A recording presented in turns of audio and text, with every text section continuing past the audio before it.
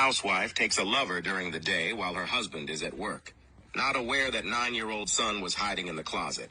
Her husband came home unexpectedly, so she hid her lover in the closet.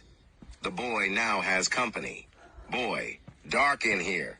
Man, yes, it's boy. I have a baseball. Man, that's nice.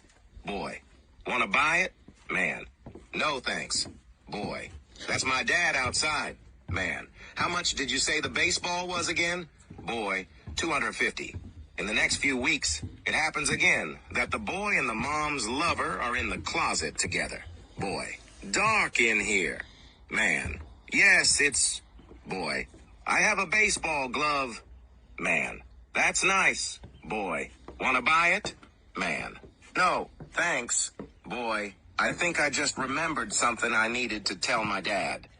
Man, how much did you say the glove was again? Boy, $750. Man, fine. A few days later, the father says to the boy, grab your glove. Let's go outside and toss the baseball. The boy says, I can't. I sold them.